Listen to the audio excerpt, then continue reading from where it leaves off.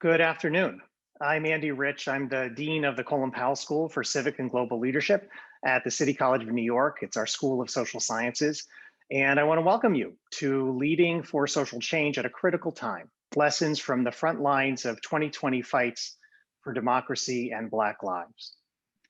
For the past 9 months, the Colin Powell School has partnered with the CUNY School of Labor and Urban Studies to identify the potential for a new initiative to support social justice organizers and leaders at the early and the mid stages of their careers. The planning is led by Deepak Bhargava, the distinguished lecturer at the CUNY School of Labor and Urban Studies, and for 16 years before that, the executive director of Community Change and Community Change Action, and by Gara LaMarche, the president of the Democracy Alliance and a senior fellow and instructor at the Colin Powell School here at City College. I'm going to turn it over to Gara in just a moment for him to moderate today's event.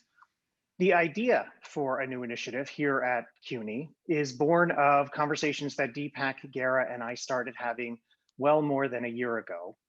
And even more, it comes from discussions that each of us had separately over a number of years with many more people, including many of the folks who are joining us today, that point to a need for a greater investment in the professional development of social justice leaders, folks who are organizers, advocates, policy people, people working on particular issues and working to build power and to bring change. The effort we have in mind is premised on the concern that there are too few on-ramps to social justice careers, particularly for people of color, for women and those who are from lower income and working class backgrounds. There are too few systems of support for those in the early and the middle stages of their careers. And a consequence of all this for too many folks is early burnout, career shifts, and our movements becoming weaker as a result. This initiative aspires to address these challenges and to create space for healing, for community building, for mentorship, and for deep thinking about how our strategies and tactics tackle big ideas, large ambitions, and shift power. Many of us at CUNY are really excited about this, and today's event is our second public conversation about findings over the last 9 months and the context for them, and it's with two extraordinary leaders in movements for racial and social justice, Rana Epting, the executive director of Move On, and Maurice Mitchell, the national director of the Working Families Party. 2 weeks ago, we held our first event about the initiative, and it was a conversation moderated by Deepak with Cristina Jimenez, the co-founder and former executive director of United We Dream, and Insay Ufat, the CEO of the New Georgia Project. We're going to share the link to the recording for that event in the chat during the course of today's conversation. For today, the first portion of the program is a conversation among Gara, Rana, and Maurice, and the Q&A is open throughout the event. Gara will then get questions in the last portion of today's event for the discussion. Last note, we are recording today's event for those who cannot be with us. Thank you all again for being with us, and let me turn it over to Gara. Thank you, Andy. I'm really excited about today's conversation. And as Andy has said, the conversation takes place in the context of a really strong interest by many of us at CUNY in strengthening our capacity to support social justice leaders, particularly those of color. On every issue of this moment, leaders of color are leading the way and pointing the way, and we believe it's time to acknowledge that and support them properly. That's why we're engaged in this work to support leadership here at the City University of New York. The two folks who are on the call with us today, Rana and Epting and Maurice Mitchell, are people whose work I've really admired, particularly in the last year. And they're people I admire partly because of the tremendous sensitivity and style of their leadership, which is grounded in social movements and has enormous respect for collective action. They're really forging paths and demonstrating new forms of leadership. And we're having this series to throw a spotlight partly on the issues that we're going to be talking about today, but with a lens to the leadership aspects of it, because that's what we're trying to hone in on. So what I want to say is that both Rana and Maurice Mitchell have in recent years risen to the leadership of broad-based, multi-issue, social justice-focused and politically engaged membership organizations. I know our audience is interested, before we get into the challenges of the past year, in hearing about your own path to leadership. For you, Rana, it was SEIU, the Service Employees Union, the Bus Project, and Wellstone Action. For you, Maurice, through Citizen Action, the Long Island Progressive Coalition, student organizing, and your work on the ground in Ferguson after the murder of Mike Brown. So I'd like to start by asking you each to say a little bit about your journeys, about your mentors, and about what you learned along the way that prepared you for the challenges of the last year. Rana? Great. Thank you so much, Gara. Thank you for having me.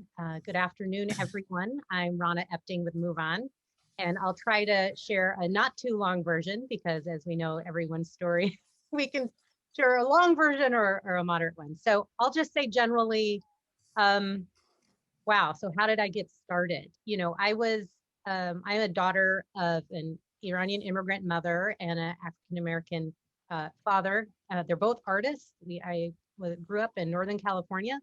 Um, and they both like built their life so that me and my sister could have a better one. I was fortunate enough to go to law school, and my dream was to do environmental justice law.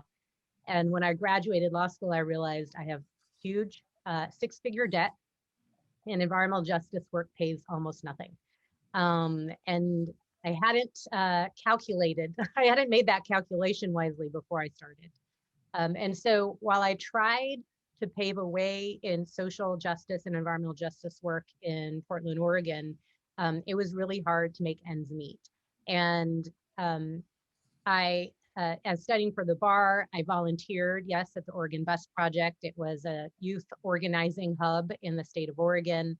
It was a place that was willing to take me on and pay me a stipend. And I worked there for a couple years and racked up $8,000 in debt. But I did that because it was the first job I was offered that really spoke to my heart and what I wanted to do, which was to organize, to build power for people. And that was an alternative to practicing law, to my mother's demise, but it was an opportunity for me to really do what my heart and soul cared about, what I was passionate about. And it was a double-edged sword. I would say my leadership development in my early years was a sink or swim model. The bus project, you know, I'd get calls at 3 a.m. from my former boss, and with radical ideas. He was convinced they could be implemented, and I was young enough to believe him. And so I learned a lot. I learned a lot about, I think one of the core lessons of my younger self was it is only possible to do what you believe is possible. And my experience at the Bus Project stretched my imagination of what is possible that we can accomplish together. But you know, racking up debt while you're taking a job doesn't last for long. And I don't come from a wealthy family. My parents could not support me. And so that's what led me to getting into the national space. I took on a side job and trained with Wellstone Action, and that helped develop my leadership and public speaking skills and introduced me to a whole national network of people working to make the world a better place that, quite honestly, in my mid-20s, I didn't know existed.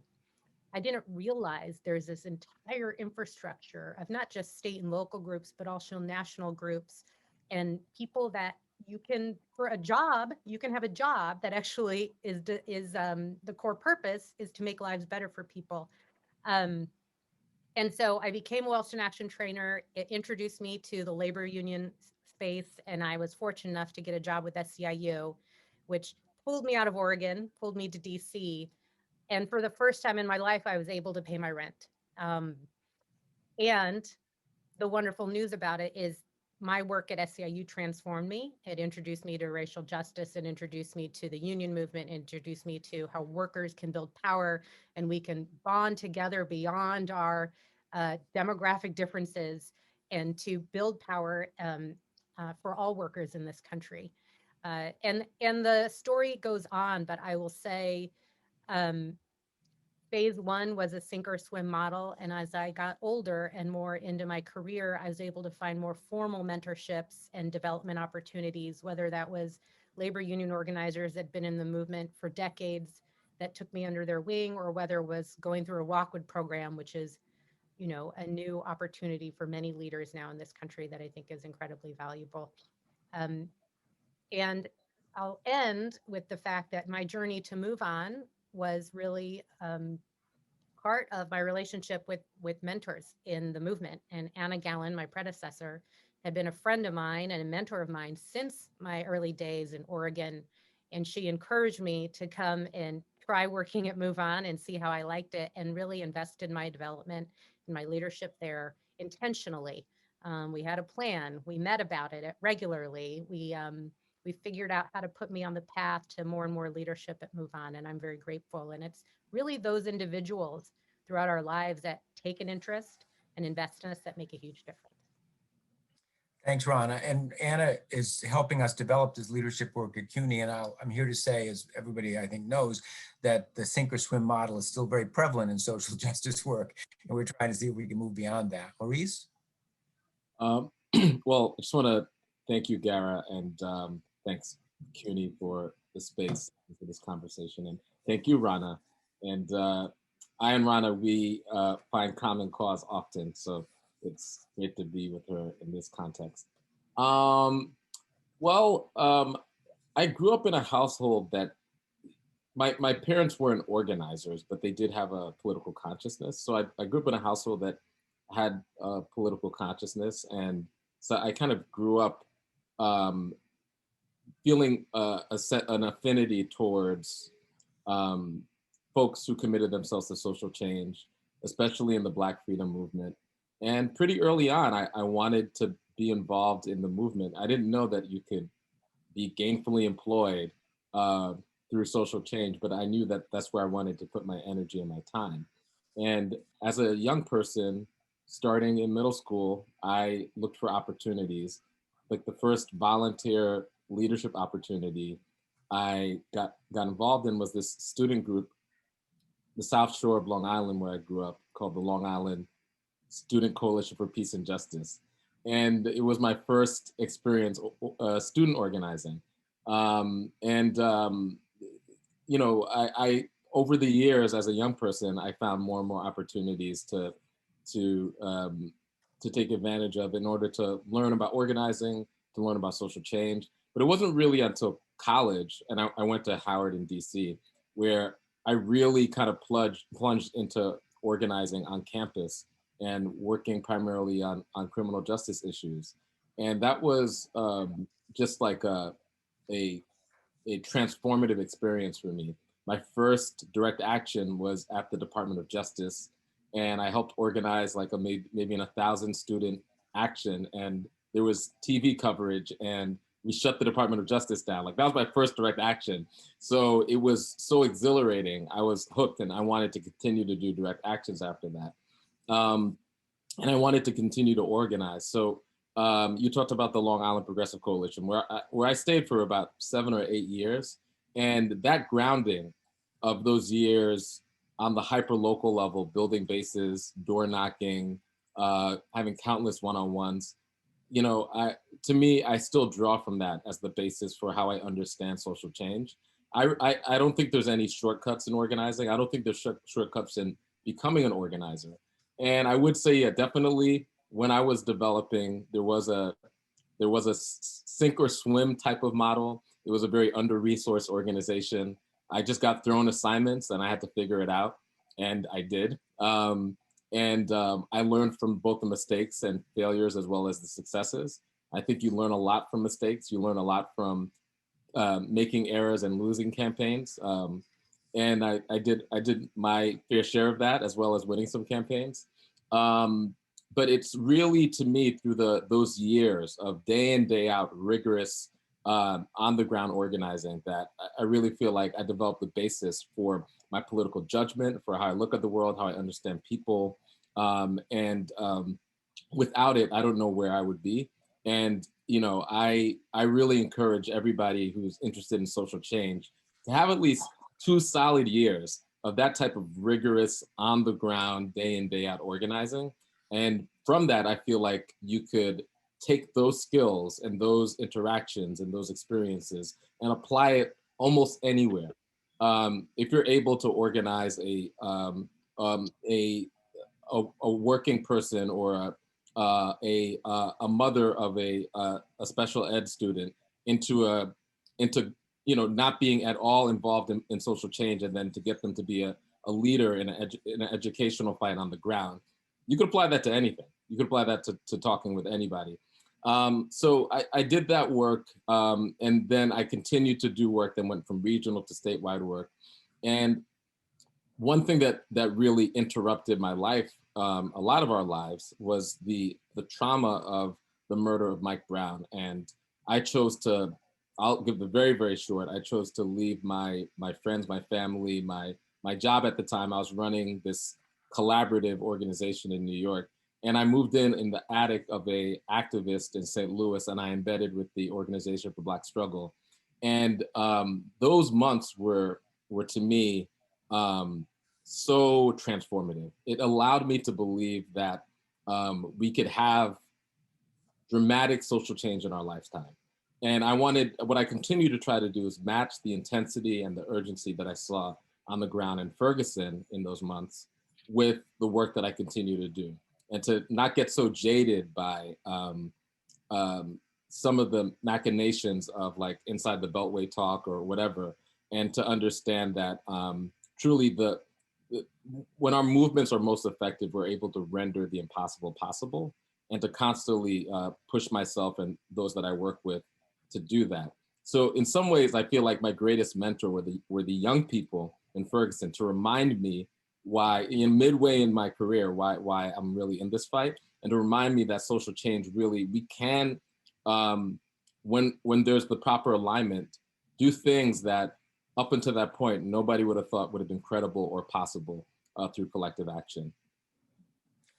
I thought it was because I'm a generation ahead of each of you in age, but I also had the same experience that I could not have imagined growing up being in the kind of social change work that I've spent my life in. There was no model in my own universe of anybody who did that kind of work. And it makes me think about the fact that we lionize all kinds of folks in this society, and people know what a lawyer is or a doctor is or whatever, or a business person is, but it's still the case, I think, that we don't lift up enough the examples of people who do social justice work. And it also resonates the fact that you all had your roots in student organizing. I'll date myself even further by saying that my first political activity was working with other students to impeach Nixon in 1973.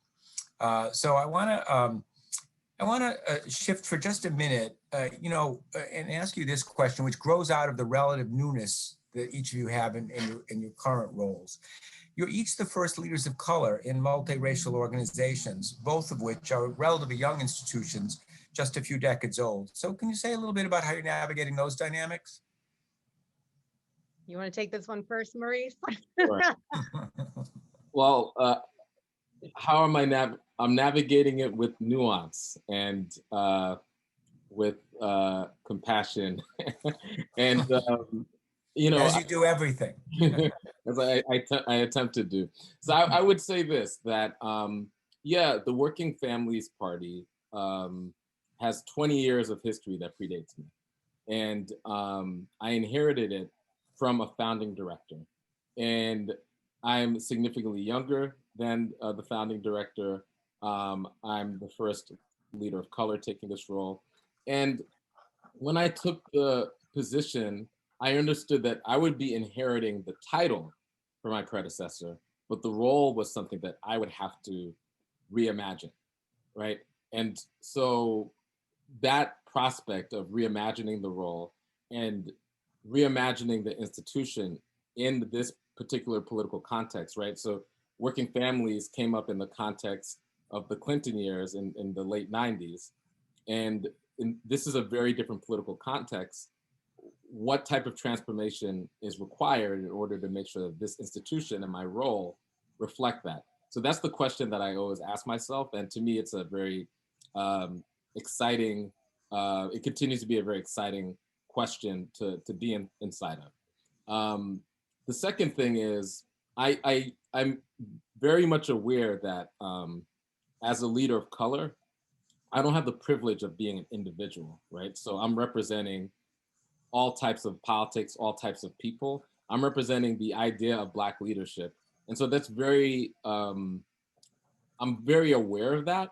And it could feel like a burden, I choose to use it as something that motivates me um, to to take my job on, not just as like a singular careerist sort of effort, but as something that will potentially add to the conversation about what Black leadership is and what it means for Black leaders to transform institutions. Which means I'm not simply comfortable with taking the institution, sort of being the custodian of the institution, and just kind of gradually moving it from point A to point B. I see myself both as a change maker externally, but also I see myself as an agent of change internally. And I spent a lot of my time transforming the institution so that um, uh, I think one of my concerns was, or one of my primary concerns was to ensure that Black leadership actually has a quality that's different, and that shows up in the life of the organization. And it's something that, again, you could look at it as a burden. I choose to look at it as something that motivates me. And so that's been my experience. It's definitely been um, it's been a challenge because um, there are all types of cynicisms attached to transitions from white leadership to leadership of color that you have to encounter, and that I encounter every day in my job. But it's nothing new. I've grown up Black in this society, so I was born on a Monday, but not last Monday. So it's something that I think I was well prepared to deal with, and it's something that motivates me. Hmm. I'm impressed Thanks. to know what day of the week you were born. It's kind of a Rain Man kind of thing. Yeah. um, Thanks, Maurice. That was beautiful to share. Uh, yeah, it's similar to Maurice. Move On is over 20 years old. It was born in the Clinton era as well. And I inherited an organization, not from its founding ED, but um, from a legacy of white leadership. And my predecessors did an incredible job to, to really take Move On from a small organization, grow it, and infuse a very massive commitment to equity internally and externally in our work. And I was an internal candidate. So I think there are challenges in coming up into leadership when you're inheriting an organization you know intimately well. And so a couple of responses to the question of how do I navigate this as the first woman of color, person of color, to lead Move On. So Move On is a multiracial, multi-issue, massive organization. We have over 10 million members all throughout the country. And we're different than WFP in the sense that we don't have state chapters. We don't have staff in state. Like all of our staff are virtual. We've always been virtual, even before the pandemic. We have a model where we support our members to take leadership in their community to organize for change. And our members can look like my mother, an Iranian older woman in a small Northern California town. It can look like Gara in New York City or wherever you might be living right now. So we're very diverse in that. And I'm sharing that because when I thought about taking the helm of Move On, um, what I found comforting and what I center in my leadership is really comes from my background. So I was raised the mother and father that come from two very different cultures. I don't know what cultures aren't different from one another, but and I was raised in a conservative town in Northern California.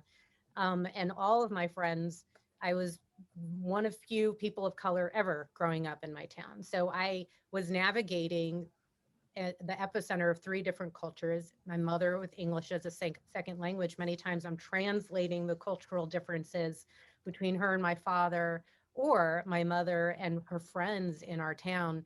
And so I've always been in this mediator, translator position between cultures and communities. I'm very comfortable in that space. And so when I think about being at the head of Move On, it's how do I bring all of my skills of listening and learning and understanding people and their various perspectives and helping them come together for a common goal. That's how I speak to lead this organization and lead our team.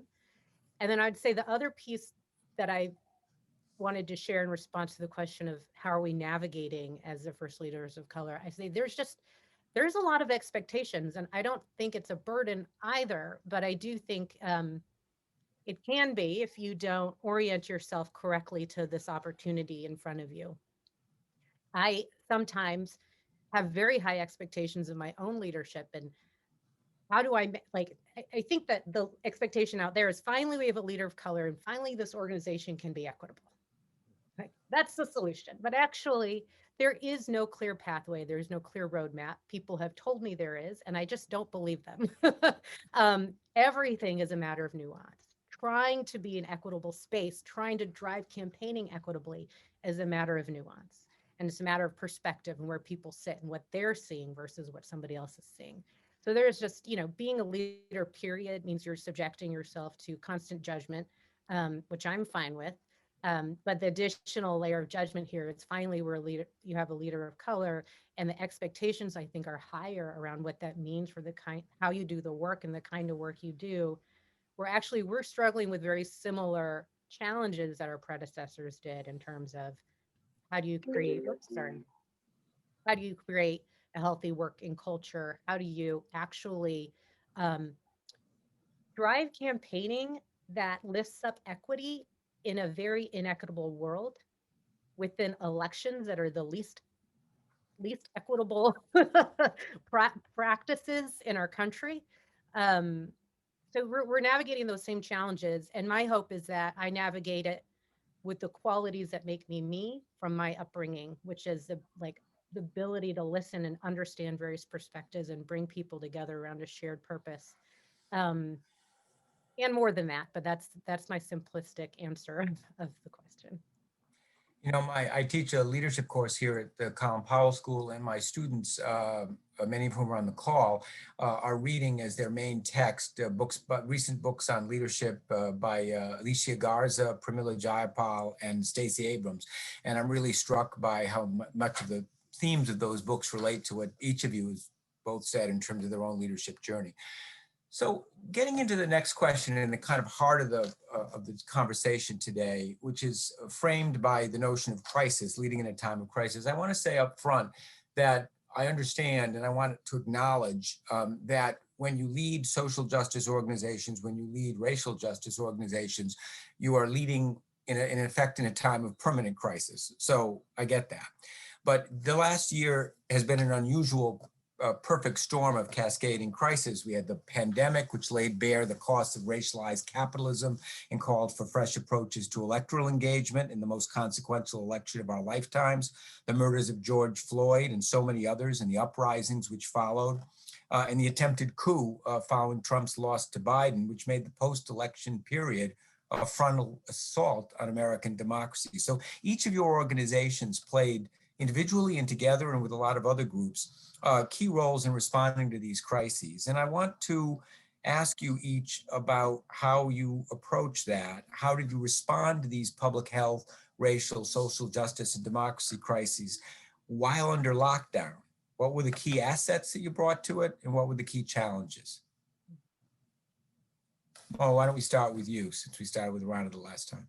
Okay, sure. All right. So, little question. Yeah, a little question. I mean, I'm going to respond both how we responded as a workplace and then also how we responded as agents of social change. Well, the pandemic and the lockdown was destabilizing to everybody on the planet, including us. And, we pretty quickly shut down all of our offices. We have physical offices in a number of states. We shut them all down. We transitioned to be a virtual office. And we had to get our bearings, like emotionally.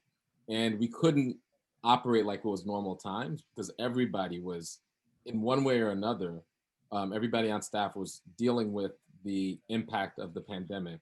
And it was taking a toll on people in a lot of ways. Like, I have a young child. A lot of people who had children had to learn how to be teachers and caretakers and continue to work at the same time. And we had to create space for that to happen. Some folks were dealing with, folks were getting sick. You know, we had folks on staff that got COVID and were ill, and other folks were caretakers for others. So we tried to respond in different ways by having, you know, collective days off that we took, by providing support to folks, by making sure that people could set up their home offices, and we did a number of things in order to respond. We had daily check-ins that were just for a place for folks on staff to emote and to process things. So we tried a number of ways, just as a community of people working together, to process the emotional toll. And then we collectively began to process the political toll and to develop an analysis. We quickly decided that these were different times. We quickly came to this understanding that we're in a moment of deep intersecting crises, and that we couldn't use our work plan, our pre-pandemic work plan. And so we had to reimagine how we wanted to show up. And we took a few steps back. Instead of like engaging in rapid response, which is kind of like a muscle that we flex a lot, we did some study. We did some collective study, and the end result became our sort of North Star, which was this document called the People's Charter, which lays out a pretty ambitious multi-plank roadmap out of crisis. And then based on that analysis, we determined how we wanted to organize. We already were like using a lot of digital tools, not as advanced as Move On, but we were using peer-to-peer text and other things. And so we leaned on that, and we basically made our entire staff into digital organizers. And we put as the central thesis of the work that we're doing, this idea that in a moment where people are experiencing such, like every single one of us is experiencing in some ways such deep crisis, that this is an opportunity to engage people on a popular level on some very, very basic fundamental ideas. What is my relationship to this economy? What should an economy do? What's my relationship to other people, especially when many of us are in isolation? And also, it flipped on its head where the value of an economy comes from. Most people would agree now, in this COVID reality, that somebody who works in the food chain, a sanitation worker, a frontline healthcare worker, they provide a intrinsic value to our society. And I think most people would argue that a hedge fund manager, I don't know, maybe not, probably not, right? And so we live in a different moment. And so that's an opportunity to engage in mass political education. So we started leaning into political education so that people on a popular level could begin to have this conversation around what is this world? And then based on all of the suffering and all of the martyrs and all of the people who continue to suffer that are still alive, how do we ensure that we haven't experienced all this for naught? How do we determine through our organizing that we leave this crisis resolute to build a more resilient world, where when we face other crises, we won't fall apart?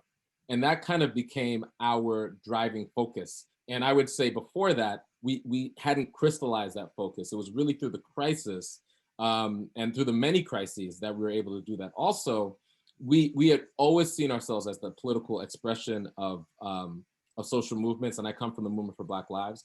But this crisis moment provided us an opportunity to really link forces with the movement for Black Lives and really lean in a way that I think was transformative for us, and I think was an opportunity for us to show up as a movement, not as individual organizations. Anna? Yeah, you're just taking me back on memory lane.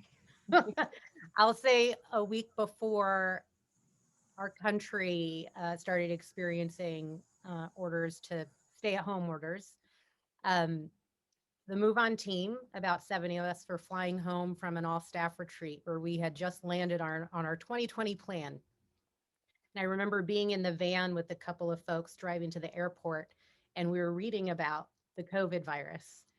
And some people were thinking how bad this is going to get. Others were like, oh, they're overblowing it. And we weren't sure. Well, a week later, life changed for everyone. And that plan that we rolled out that week was completely irrelevant. And many, very similar to what Maurice said in terms of what we did with our staff. And really, we had always been virtual, so we didn't have offices we need to shut down, but people's lives were impacted drastically within a matter of days. What I saw, not just at Move On, but I saw across the movement, was organizations operating at 50% capacity at best, including ourselves. A lot of Move On staff have small kids. It's a great place to work if you have a family because you can work from home. And so, our capacities to just do our traditional campaigning were vastly under-resourced. And when I looked around and saw my friends challenged with the same thing, and combining that with the heightened stakes of the moment for us to put pressure on Congress to deliver for the people and not for Wall Street in this economic and health crises, Maurice and myself and several others through the Fight Back table decided this was a moment that let's find the folks we can that don't have small kids at home or don't have someone to take care for or have time on their hands, and pull together our collective power to drive campaigning around the pandemic together. The other thing we were seeing that led us to standing up this campaign was that there had been two or three stimulus packages of billions of dollars that had passed, and we had gotten no progressive priorities out of them. Money had gone that was meant for small businesses was going to corporate America. There were no direct stimulus checks. There was just massive misuse of government funding. And our organizations up until that point had been lobbying Speaker Pelosi and Minority Leader at the time, Schumer, on our priorities, but we'd been organizing against one another unintentionally. And so in this moment where we knew the movement was operating at half capacity, and we knew that it was harder to campaign and make our voices heard because we couldn't leave our homes. We couldn't show up in the streets. We couldn't demand something physically with our bodies. And because the stakes were so high, we decided to create this coronavirus rapid response campaigning hub. And it took a while to get us started, but it did result in what I think a very successful package called the HEROES Act, which passed the House, got stalled in McConnell's Senate, but now is embodied in most, if not all of it, is embodied in this coronavirus American Rescue Package that we're seeing being debated in the Senate this week. So that was one way that we responded, recognizing we can't be all things. So how do we create and leverage our power? And that took us into the summer and the protests that we saw in the streets in the movement for Black Lives. And I'm so grateful for Maurice's leadership and so many others at this moment. And organizations like Move On, we're multi-issue, multiracial. We are not a movement. We are an organization. We are infrastructure. We were wrestling with how do we show up and how do we flank this very live moment in our country that has the potential to shift what's possible significantly. And so we mobilized our members to show up if they were comfortable, to practice physical distancing, take hand sanitizer with you, raise money for the effort, and more. But we really took the leadership of those in the BLM community seriously and tried to just hear from them and say, how can organizations like Move On and others be helpful, and do that. And then that led us into the summer or the late summer. And I'll just close with it was becoming very clear, if not before, but by August, that former President Trump was manufacturing a narrative that the election would be stolen if he lost. And the writing was on the wall that we were going to have to defend the results of this election because he was already undermining it. And learning from our lessons of our past that we are stronger when we move together and when we leverage our voices collectively and when we're in motion together. And learning from 2016, where we were unprepared for the results of election night and disorganized and not in communication with one another. We knew that setting up a coalition of not just national groups, but of state leaders and state groups on the ground that are doing real-time organizing to protect the vote was necessary. And so we created the Democracy Defense Coalition that many folks were aware of that lasted through the insurrection and all the way through the inauguration of President Biden. And I'd say the core assets of that were steeped in the principles that we should follow the leadership of leaders of color on the ground that are doing the day in and day out organizing on the ground and understand what's happening on the ground and have been combating voter suppression for years. And that when we move, when one of us moves, we all move. It appears as if we all move, so that we should be doing this in transparency and collaboration.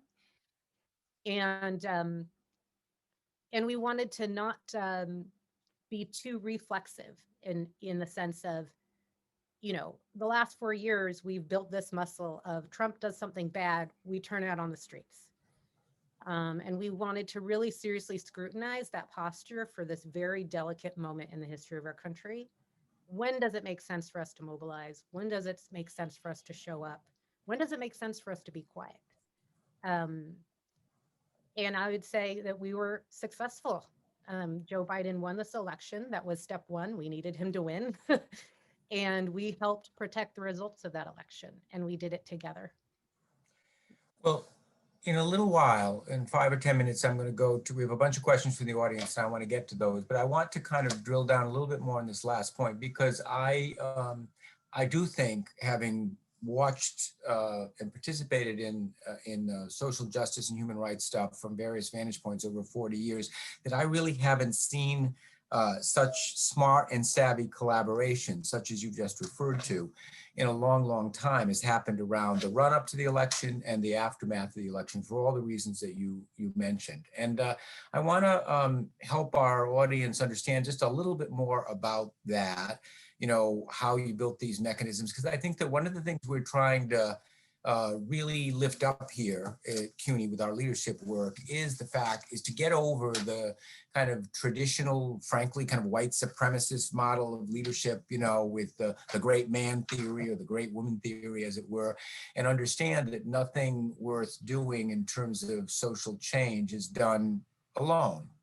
And so I think actually, after years of folks complaining about siloed movements and all of that, there's been real change, born of crisis, you know, born of necessity. And I want you to just say a little bit more, each of you, about it, and also how you see that continuing across a range of other issues and movements. Is it just a crisis phenomenon, or is it something that we can use to really change practice in social change work?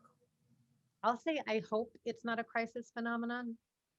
I hope, and I'm committed to building on the lessons that we learned in the midst of crisis together over the last 4 years, and most notably over the last year. I'm committed and hopeful that we can build on the muscles of working together and the trust that we built with one another. And I think some of the ingredients were trust. That was like the first ingredient. Trust between Maurice and I to know when things were tough and we disagreed that we could work through it. For example, not just me and Maurice, but like dozens of leaders. And where there wasn't trust, there was a deep commitment to figure it out because the stakes were so high and the crises are so high. And so we did have challenging conversations with some of our peers. And maybe trust wasn't there, but this profound commitment to the people and the movement was that got us through that. But I'll stop there and Maurice, see what you want to add. Oh man, yeah. So I think there's a number of elements. So I do think that the stakes, right, the intersecting crises and the stakes it did have it was a contributor.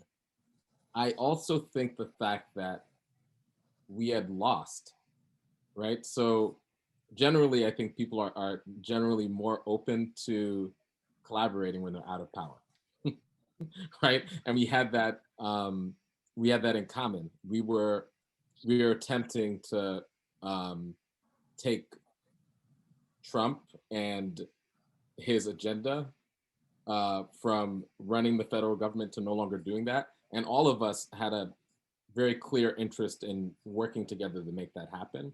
The other thing is that I feel like a lesson that folks had learned through that defeat in 2016 was the fact that, um, it was a humbling lesson of the fact that we didn't have enough or the right types of power um, to win. And so we had to collaborate if we wanted any shot at victory.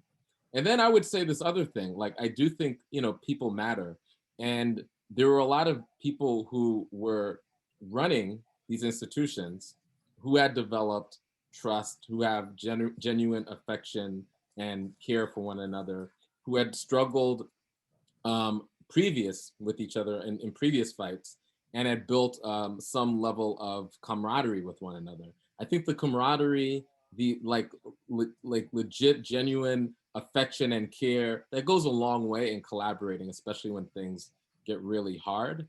And I do think that what's necessary is for us to evolve to a different type of leadership that puts at the core collaboration. I don't think it's possible for us to do any of the big things that we want to do without collaboration. None of us individually have enough power or enough strategic sensibilities or are in enough places or touch enough bases for us to go it alone. And I think that's actually a good thing. There's and it means that instead of looking at your objectives in a vacuum, you think about this ecosystem that we're trying to build. And I am really encouraged that many more leaders are rising to the level of leadership where they genuinely believe that. And it's not this sort of sharp elbows, like I need to be this great person that establishes before the world my greatness through social change, right? I think it's a lot of collaborative leaders who are interested in working together in order to manifest what's true and necessary for the basis of people that they're accountable to. And to me, that shape of leadership needs to develop. I'll stop here. I was talking to somebody yesterday and I was like, man, like we as a world, as humanity, we're led by the wrong people. We're led by deeply wounded people who their ambition is genuinely like it's fueled by these wounds, and they're trying to fill these wounds with accumulating wealth or accumulating power or doing great things. And I don't think you should trust a leader that carries no doubt, that carries no doubt, that doesn't openly demonstrate vulnerability. Um, we should be very wary to trust people like that. We tend to be mesmerized by these types of characters. And I think we need to shift to a different type of leadership where our leaders carry doubt, demonstrate vulnerability, often openly talk about where they or the movement is weak, why we must collaborate, why we must join forces with others. You know, having spent a lot of my recent years in the funding world, I think when I listened to both of you talk about different styles of leadership and not lifting up the single leader, I think funders also have to change their behavior and understand and support a different paradigm, because very often differentiation and exclusivity, as you will, kind of drives funding decisions in a very destructive way. So I think the people who fund social change work, some of whom are on this call listening, have to change the way they think about leadership and the way they support leadership. And I think, Rana, I can't remember, Maurice, whether you also went through Rockwood, but I think institutions like the Rockwood Leadership Program, which has trained now hundreds and hundreds of social justice leaders and built cohort, have played a really significant role in helping to form, both to change attitudes, but also to form relationships that of trust that actually extend across, a variety of crises and movements. I want to go to audience questions. And the first one that I want to lift up, which is a more personal in nature, but I think it's really an interesting one, is what experiences did each of you have as a young leader that, I'll paraphrase it, you wouldn't necessarily wish on younger people coming after you, that shaped you as a leader, but you wouldn't necessarily recommend that somebody else coming up as a leader experience? I don't know if I can share those stories. Okay, I'm trying to figure out how to anonymize it. I would say, I would say this, that I had a number of experiences with supervisors that were not optimal and not ideal. It shaped me both. It's complicated. Like nobody's ever a caricature, right? So, I think people who I learned a lot from positively, but also I learned what not to do from.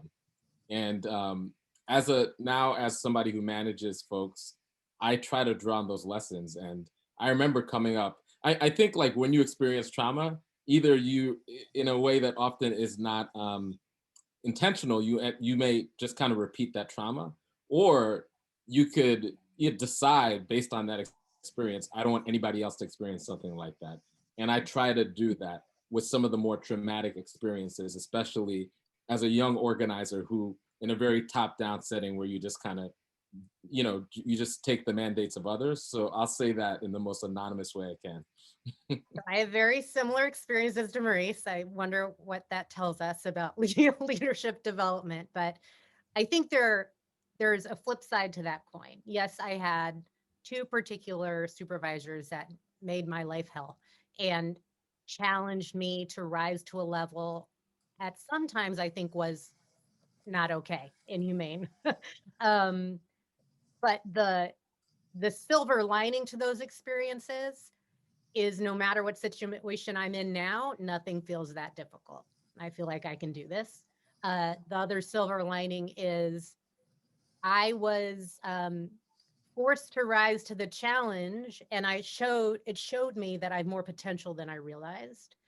And then again, I would never wish that experience on anyone.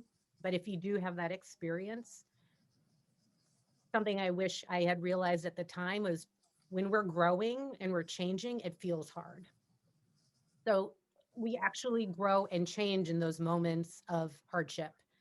And we can focus on us and what we are developing and building in that moment. I think it makes it a little bit easier to go through. And then again, you should find another job as well if that's the situation you're in. And then I'd say the most monumental moment in, I'd say, the last 10 years is I had a mentor at SEIU. He's a very special person to me. He's older. He's been in the labor movement for a long time. And when he met me, I was young and up and coming in the labor movement. And he challenged me head on. He challenged my addiction to perfectionism, which was a problem and was impacting my ability to be successful. He challenged my management style, which was not leadership development focused. It was more accountability focused. So basically, I had learned many of the tools and practices of white supremacy culture, and I'd adopted them. And he directly challenged it in a very loving way with me. And at first, I thought he was very frustrating and obnoxious, and I wanted nothing to do with him. And then I realized this person is actually challenging me to grow and elevate to a different type of leadership. And that was a very tough 6 months to a year for me. But what I realized is growth and change feels hard. So that feeling of this is hard, we should really take those moments and recognize that's not all it is. It's also an opportunity for us. And wouldn't it be great if your opportunity for change is someone coming to you compassionately, but clearly and candidly, and wanting to see you be even better, like that's a pretty great opportunity, as opposed to those experiences we had with others that were requiring us to rise to the challenge in more negative climate. Yeah, I'm been struck asking my students about leadership examples that they've had in the relatively early stages of their careers, how many of them have more positive experiences than I would have expected, and it makes me hopeful because they're younger. For myself, I learned both from negative examples about what I didn't want to be, and also even in the people who provided negative examples, there were things that I could draw on, and that's true of almost anything in life. There's a question in the chat that is a kind of a basic or broad one, but over the years as I've spoken or been on panels, I've gotten it a lot, and I want to kind of lift it up because it represents, I think, the way a lot of people approach these conversations. What would you advise to people who want to be involved in social change and want to help be agents of social change, but they're not immersed in it professionally as each of you are, but they don't know where to start, or they have mixed feelings about getting involved? Can you say something to that, those folks, some of whom may be on this call? Okay, so that's hard because it's MoveOn.org and the yeah. Working Families Party. We I'll know say that. Yeah. Right. It's a case by case basis how to answer it. Every individual is different. But I think that the one piece of advice that applies to everyone is don't do it alone. Find someone to volunteer with, to do something with. Yes, going to moveon.org is a very easy way for you to be on our list, and we ask folks to take action in some ways that are very easy. You can do it from home, call your member of Congress, tell them this thing. And it's not a long-term commitment type of organization. You can take action today and decide not to take it tomorrow. But I do think on the ground, grassroots organizing spaces where you actually build relationships with people and you build a long-term commitment to the love of social justice organizing, I think those are the most transformational experiences, and the ones I would say if you have the opportunity to do, you should just try it, and don't make it a big thing. Just go once, see how it feels, decide to go again if that's okay, and if you didn't like it, go somewhere else. That's what I got for you. Maurice? I mean, yeah, ditto to that. Somebody who I heard speak in one of his last years of life, Stokely Carmichael, Kwame Ture. He he always he always brought it back to organizing, and he was organizing for his political project. But he was like, look, if you don't align with that, you should still organize. You should still get organized. You should find an organization. And there are so many organizations that it's likely that you could find an organization that fits your politics, your identity, especially if you live in New York, then there's a density of organizations. Find one and join it. And in he said this also, in the rare instance where an organization doesn't exist, that probably means that you need to create it, right? And so I would just encourage people. There's so many local organizations doing so much great work on a range of issues to a range of populations. Just jump in. I couldn't agree more with what Rana says. It doesn't have to be high stakes.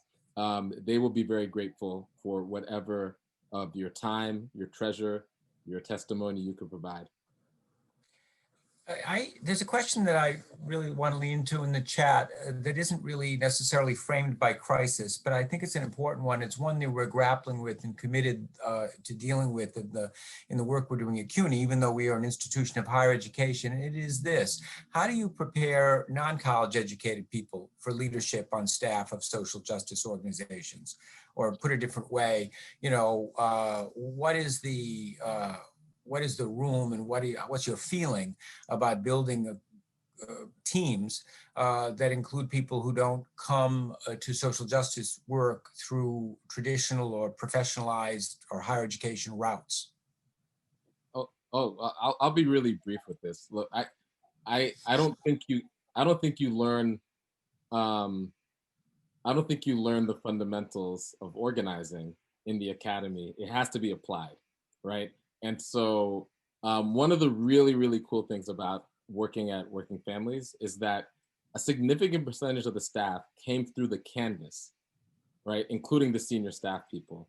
And I would like, if anybody wanted to become part of this movement and find employment in this movement, I would say find a canvas. Most people do not require people to have any advanced degrees to sign up and be canvassers. Find a canvas. That's such a great proving ground for organizing. It's really hard work, but I mean, there's so many lessons in it. And you know, I mean, right now we're in COVID, so there's not a lot of door-to-door canvassing, but there's still telecanvassing, and there will be door-to-door canvassing where you're knocking on doors and you're having hundreds, thousands of interactions with people. There's a lot to learn there. It can be sort of a very intense environment, but I would argue that what you learn on a canvas, those lessons are indispensable. One of my first jobs was a canvassing job with the Pergs when I was in college. It was Mine really too. hard. Oh wow, yeah. It was really, really hard, but it was indispensable. And you know, like theory and ideology and all of this other, it's great. It's, you know, we need to study more. But if somebody was coming from outside of any of those traditional places and wanted to immediately start on the ground floor, Canvas. Totally agree with Maurice. And I'll say whether or not you have a degree is completely irrelevant, in my opinion, about whether or not you'll be successful and welcomed and loved in the social justice community. I mean, the school of life experience is vastly more valuable in this work than a graduate degree. And I say that from experience. I was in the social justice movement, and then I went to law school and I came back and I was no better an organizer than I was before. But I had a law degree. I often coach young, adults that are in the movement that want to advance their careers in the movement and want to go to law school. And I ask them, well, why are you going to law school? Is it just to have the degree? Do you like, what are you trying to do? Well, I want to be a campaign manager. Then don't go to law school. Go volunteer on a campaign. Go canvas and knock on doors. Go make phone calls. Like, that is some of the best experience you can have, because ultimately what we're doing is we're organizing and building people power to make people's lives better. So what type of expertise is most important there? Life.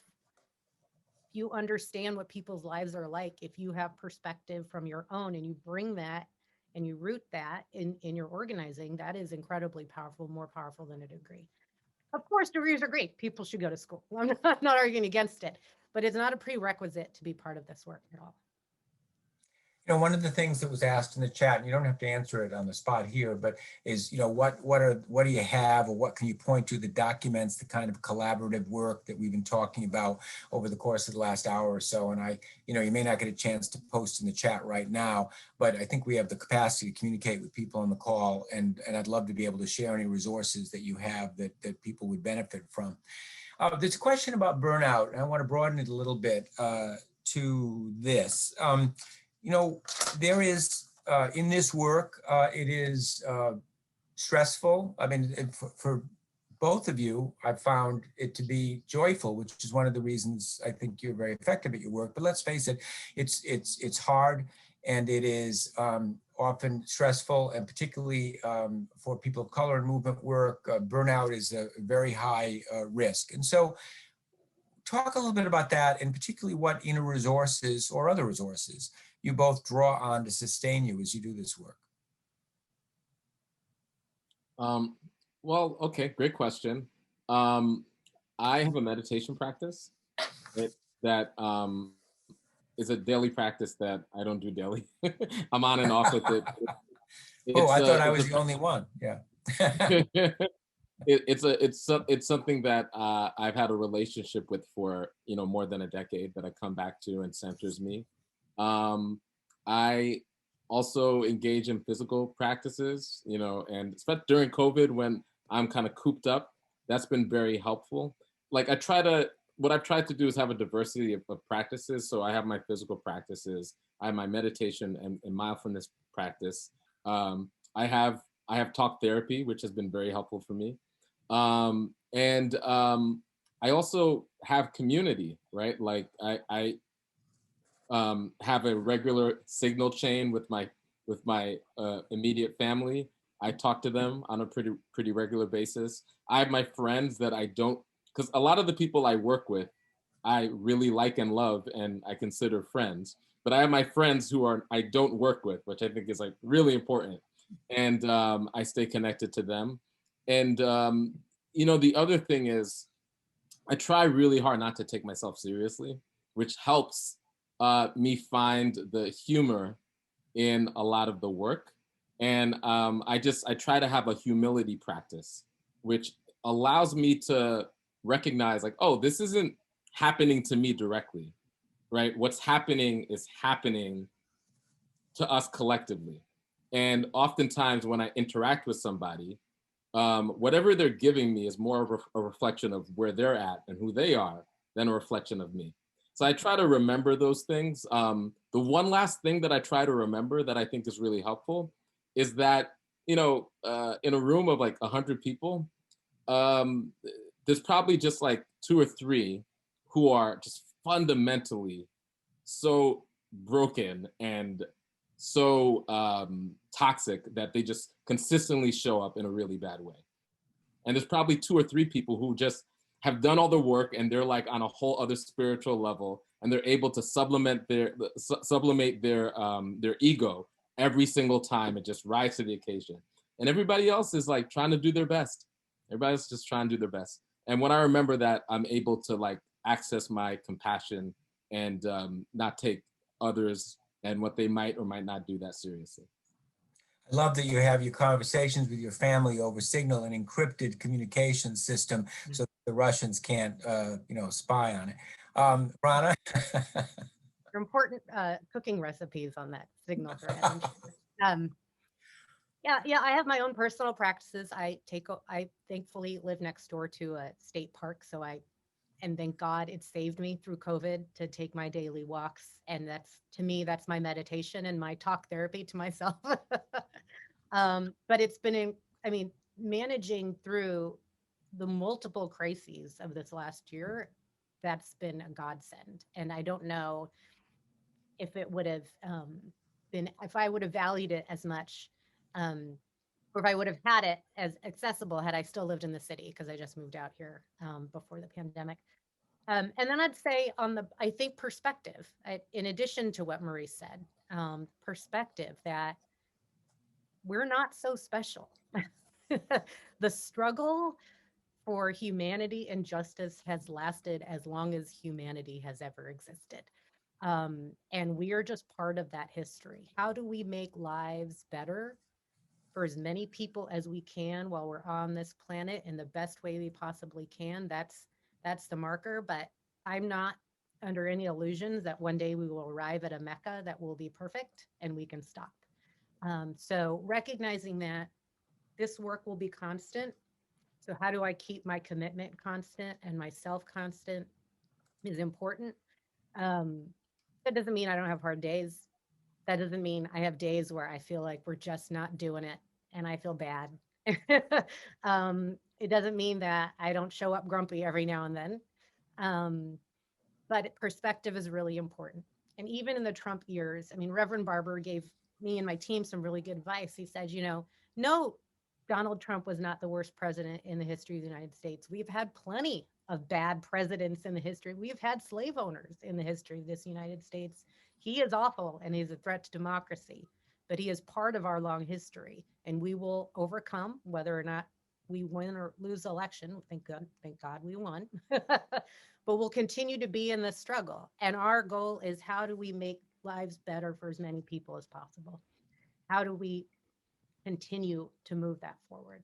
So that perspective has been very helpful for me, because when I first stepped into the role, I felt like we need to win all the things that day now. And that was just too much. That's too much weight for one person to bear. You're not going to be successful if you have this finality, this finish line that you think you're going to. The finish line is day to day. And how do I interact, engage with people? What am I building? How are we building power? And when are those inflection moments where we can advance the ball down the field, wait, several more yards than normal, and how do we move together to do that? Yeah.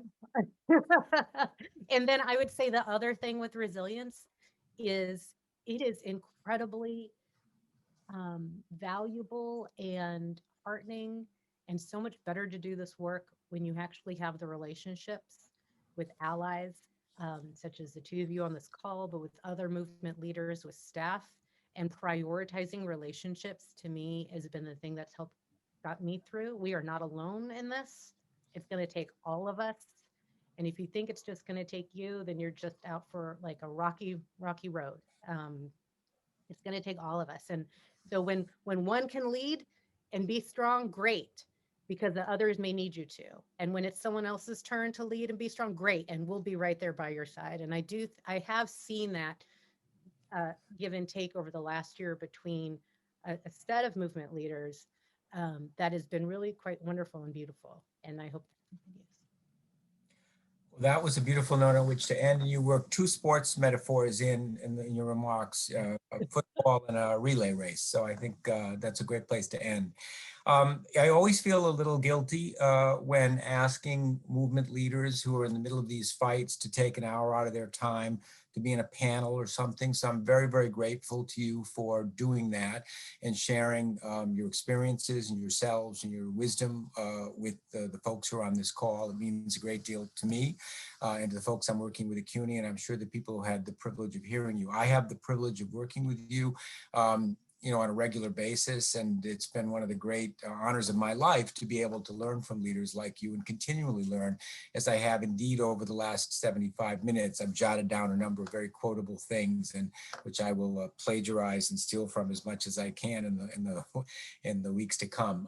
So thank you, Maurice Mitchell. Thank you, Rana Epting. I think that what we are trying to build at CUNY it draws on a lot of the insights that you've talked about and aims to really lift up the lessons that we have here and help build leaders for the future and learn from them in ways that will further transform the society, as each of you has done so beautifully in your own work. So thanks to everybody who's been on the call, and have a great rest of the afternoon. Thank you so much. Have a good day. Bye. Bye-bye. We've got to get ourselves together. Take some time and talk it over. We need to sit down right now and talk about it. We've got to get ourselves together. Try and understand each other. Try and understand one another. The time has come, it's now or never. It's now or never. We must not wait until it's gone. Gone.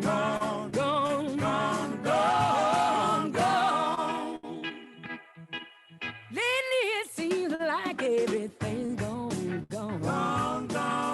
Misunderstandings about who's right or who's wrong.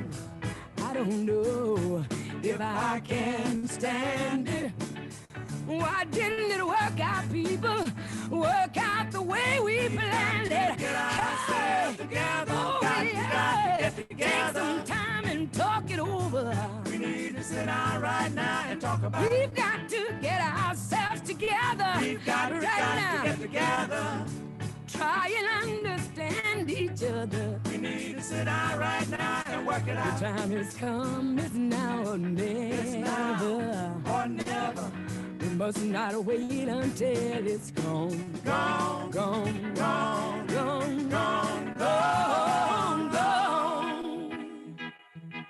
So many things we may have talked about. We thought we had everything worked out. Yes, we did. Can one man be right all the time?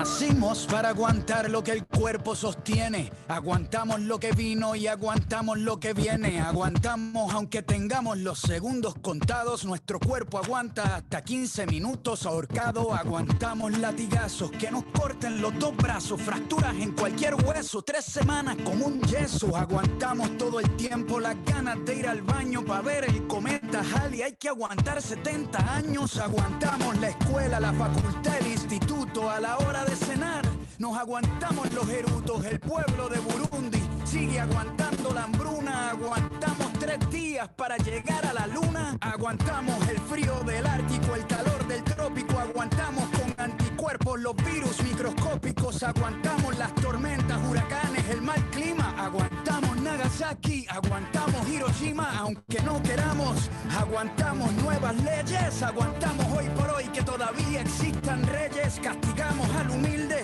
y aguantamos al cruel. Aguantamos ser esclavos por nuestro color de piel. Aguantamos el capitalismo, el comunismo, el socialismo, el feudalismo. Aguantamos hasta el pendejismo. Aguantamos al culpable cuando se hace el inocente. Aguantamos cada año a nuestro presidente. Por lo que fue y por lo que pudo ser, por lo que hay, por lo que puede faltar, por lo que venga. Y por este instante a brindar por el aguante. Por lo que fue y por lo que pudo ser, por lo que hay, por lo que puede faltar, por lo que venga. Y por este instante levanta el paso y a brindar por el aguante. A brindar por el aguante.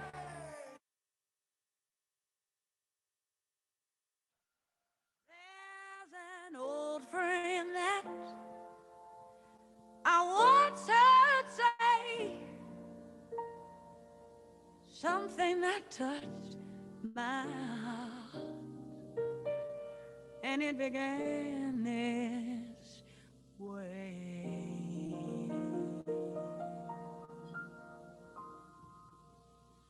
I was born by the river in a little tent, and just like the river, I've been running ever since. He said it's been a long time coming,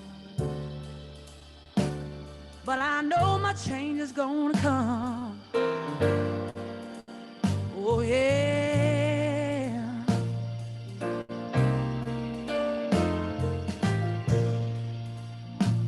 He said it's been too hard living, but I'm afraid to die. I might not be if I knew what was up there beyond the sky. It's been a long time coming, but I know my change has got to come. Oh yeah.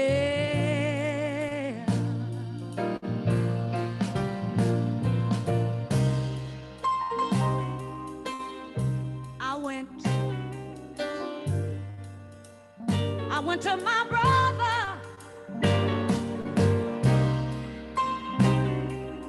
and I asked him, brother, could you help me please?